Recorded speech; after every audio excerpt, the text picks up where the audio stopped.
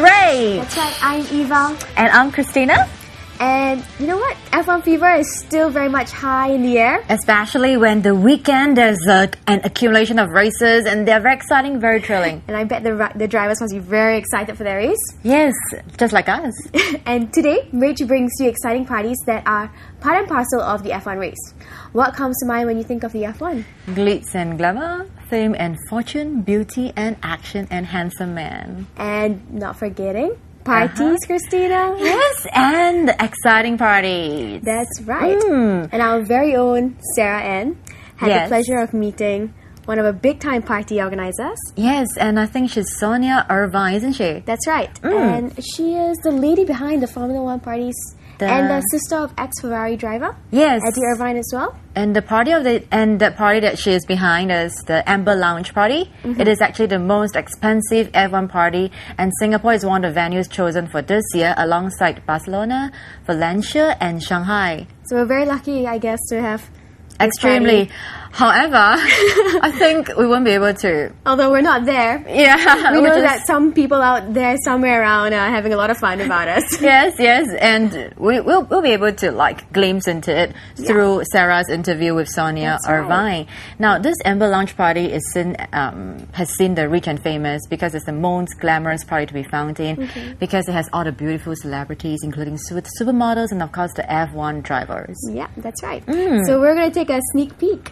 Yes. Find out for ourselves how glamorous this party really is. We're going to find out from Sarah because she interviewed Sonia Irvine, sister of ex-Ferrari driver Eddie Irvine. That's right. Roll the clip. How did you land up with Amber Lounge? Amber Lounge came about. I worked with my brother doing physiotherapy, looking after his PR days, helped with that, and then the book, proofreading the book that went out at the same time, and looking after his businesses in Ireland, There was a lot of things. Everything. There was a lot of things. I'm not very good at saying no, which is my problem. I do like the challenge. I like different things. I like achieving goals and trying all the different. Yes, I do. And when I left working for my brother, I'd done physio for 15 years, and I'd lost my passion for physiotherapy. And I believe that if you're not passionate about something, you shouldn't do it. And so I stopped doing physiotherapy there and then, and I've never done it since. And I moved on, set up a hospitality company. So now you have a passion for parties? Now I have a passion for Amber Lounge.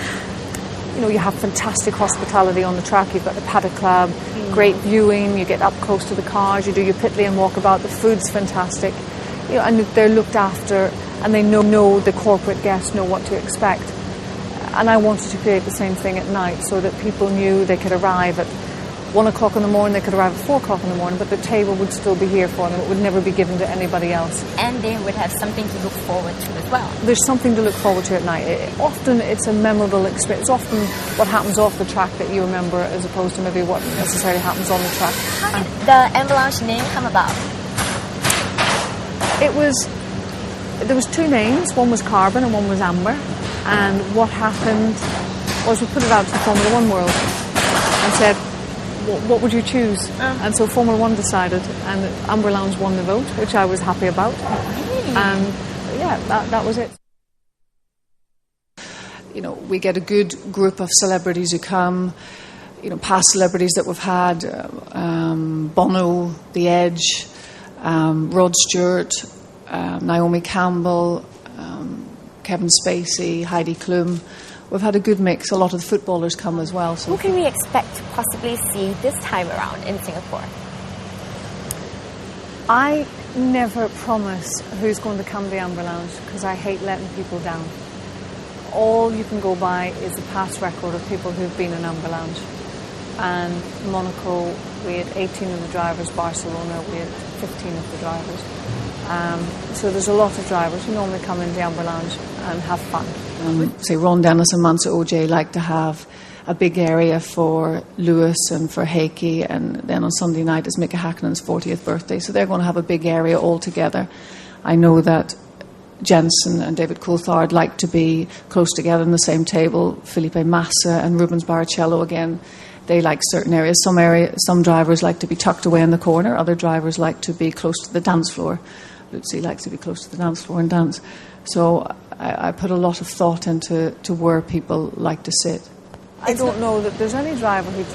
Actually, there is. I don't know that I've actually seen Kimi dance. He likes talking to his friends. And I don't separate out. There's no roped off areas. When you come into Amber Lounge, you mix with everybody that's here. Everyone is a VIP guest in Amber Lounge. Is that why it's so expensive?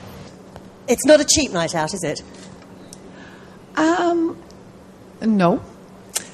It's not a cheap night. I suppose I'd compare it. When you look at the day experience that you have in the Paddock Club, we're comparative to that. There's two different types of table. You have your classic table, which is your Moet Champagne, and that's €3,995. You then have your Dom Perignon, which is €7,250, and then you have your Pass, which is €500. How many people did the table seat? The tables will seat 8 people. It's expensive. It's actually a very, very expensive event to put on. I bring a lot of people with me. They know the clients, a lot of the clients who will arrive, and it makes the clients feel, whenever they come, there's Michael, he's arriving, and we'll shake hands, nice to see you back again. And whenever they come in, then there's a lot of hostesses that will meet and greet people and take them to the table. When they arrive at the table, they have all the drinks waiting for them. It's fantastic, and the waitress, it's unlimited drinks all night, and they've cocktails, waitresses going around serving them. For example, here we've set up a marquee. This is the first time we've ever done that with an Amber Lounge. It's an expensive thing. It's a good party. If people aren't dancing all over the top of my sofas, then I haven't achieved my mission at the end of the night. Sunday night, we've actually no tables left now. We are fully sold out on tables on Sunday night. We still have some passes. And Saturday night, I think the last count, we had about 6 tables left with some passes. So we're happy. A problem? Plumbing. Yes, I mean, after all, you have tons of people who will be drinking unlimited alcohol. There are 2 things I can think of that would cause a problem. No. But you know what? I don't think I've ever had anyone be sick in Amber Lounge.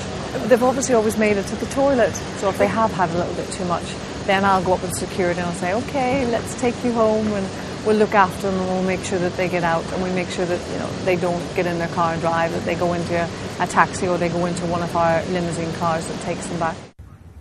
So Lindsay Lohan looks like she had a lot of fun. Yes.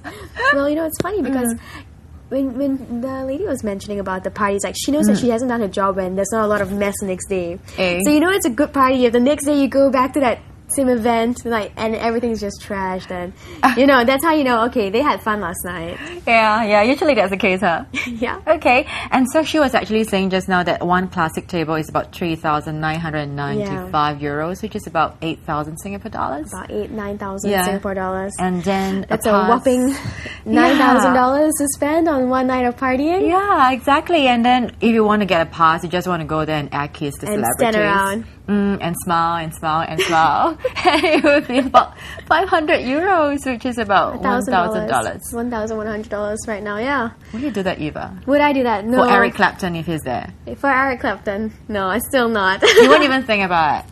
I would definitely think about it, for sure. But I haven't reached that stage of absolute luxury in my life yet, so no. Yeah, I think that's quite a hefty price to pay to see the celebrities and to get up close and personal with them. Well, you mentioned that they only hold about this party 4 times a year. Yes, 4 times a year. So they probably put a lot of planning just to make these 4 nights in 1 year the best nights ever. To make it really exclusive for the celebrities and the well-known, rich and famous people to come. And I'm guessing that they make a lot of money from these events as well to be able to go on and only survive on producing 4 parties a year. If that's what she does, That's right. And actually, Sarah has even more to show us. She asked Sonia Irvine more about this Amber Lounge party, and let's look at it. Yeah. The second clip. This year, it's been in Barcelona, Monaco, Valencia, and then the last one of the year will be in Singapore. So why did you choose Singapore? I mean, every year you choose 4 destinations. Yes. Why Singapore? Whenever I heard there was a night race, I thought, could be exciting. I came down here, and I must admit, the people here were so enthusiastic about Formula One. They're so positive in how they approach things. Nothing's too much of a problem. If I say, I need to do that, yes, we'll solve that problem. I like how they approach life. And whenever I came to choose a venue, the important part of that as well is the staff, because the service is really important in Amber Lounge. I never want anyone to say they can't get a drink. We're working with the Conrad Centennial on that, and you know, we'll get good service. And the city was lovely. It's clean, it functions well, there's green, it's pretty. Now, how did you actually decide on this particular venue? One of the issues was noise. People were concerned about the noise. And, you know, I said, well, Amber Lounge is definitely going to make noise. There's no point lying about that. It's a party. It's a party. It's a party. And as well, it was trying to find a space that would give us indoor as well as outdoor. And so this was shown to us by the hotel. And we thought, great. This is it. So we've now got a fantastic outside space where we'll have Chinese beds put up so people can sit in the Chinese beds, and they've got the waterfall area in front of them, the bar outside. So there's a cool outdoor space and then funky inside space. Black floors, black walls, but then we brand it, you know, chandeliers. There's different themes that we will choose. Like we've changed our DJ booth for this year compared to last year. We have a gold dance floor. There's a common theme throughout it, but we tweaked the different areas of it. Which is the white sofas. Is the white sofas. And after 3 years of running Amber Lounge, I said, right, I'm going to change. People wanted to keep the white sofas, so you can't change the colour of your sofas. And I think what it is they actually get excited about dancing all over the top of white sofas. Whenever you come in here Monday morning, the sofas are destroyed. Oh, no. Lots of people dancing. Lots of people dancing on the sofas, lots of arms in the air, lots of people laughing and having fun. With all the partying and everything, what is the wildest thing you've seen? I couldn't tell you. The memory flashed in her eyes. You could so tell. But I couldn't tell you. It's a $1 million question. So there's no rivalry like what the media sometimes says. They're like a big family in a way. It is. We're like a big family circus that every 2 weeks we meet up somewhere else. I know there were huge speculations when there was a photo of Lewis Hamilton giving you a little pash, you know, and they were like, oh, you know, he's getting all romantic with her and everything. No, I mean, that was ridiculous, really. Lewis and I hadn't seen each other. It was the first race that I'd been to in Bahrain. And we were just literally going up, as you do, and you're just greeting each other. And, you know, we were just chatting because we hadn't seen each other and we were just catching up on what had gone on. Honestly, I'm old enough to be his mother, probably. You know, what is it like living your life and having so many different hats? Oof, I don't know. I suppose the foremost thing is Megan, my daughter, who's fantastic. She's just my reason for living, really. She's wonderful. She's 6 and she gets involved in the Amber Lounge, and you know, in Monaco race she was putting on the passes into the boxes and so helping me deliver some of the passes, so she gets involved in it as well. And she knows that Mummy has to go and do Amber Lounge to pay the bills, so that's why she said, Mummy, I'm really missing you. And I said, well, I've got to pay the bills. Business-wise, juggling all the balls, I'm quite used to juggling a lot of balls, so I don't know any different, really. You know, I don't think about it that way. I'm just me. I just do what I do. I'm a working mum. You consider yourself a working mom? I am a working mum. So glamorous, though. I'm still a working mum, and I have my...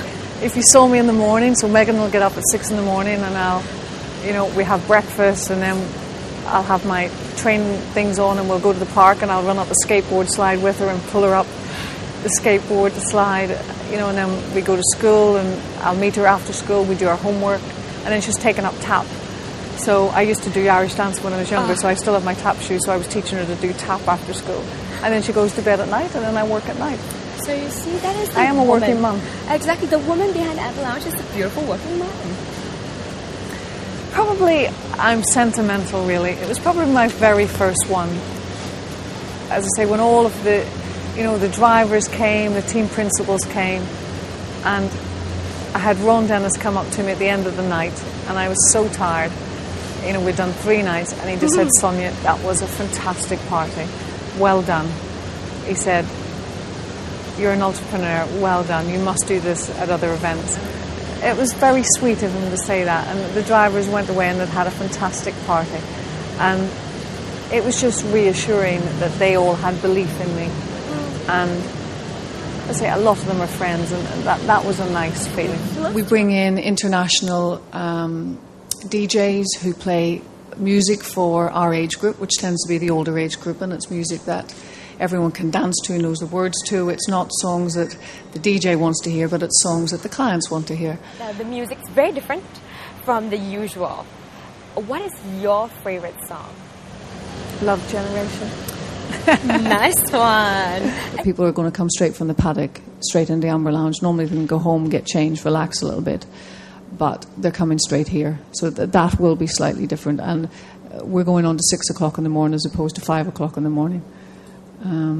So my feet will hurt that a little bit more by the end of the night. And do you wear your high heels and dance as well? Because painful at the end of the day.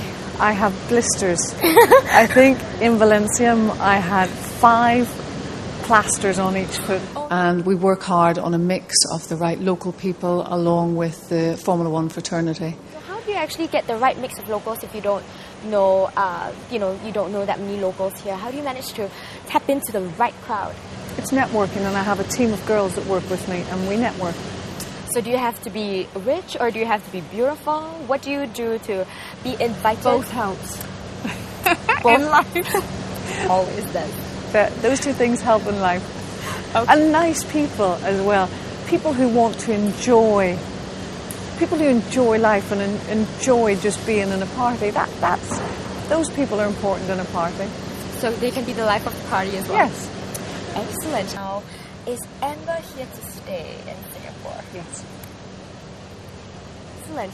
Now, one thing that you can give to all our viewers, a party tip. What would be the biggest party tip you can give to anyone who is going for your Amber Lounge parties? I would just say come and have fun. Okay, and there you have it. This is the glamorous Sonia Irvine of Amber Lounge. Hey! So there were lots of celebrities at the parties, an exclusive party. Yes. Which only an elite few can probably enjoy. Yeah, and only elite few can enjoy life. That's right. It doesn't sound right, Eva. Doesn't sound right. Let's go for a break and let's go for a break. Stop over that. But when we come back from the break, we're going to bring you more parties, and one which we actually had the pleasure of attending last night. Don't go away.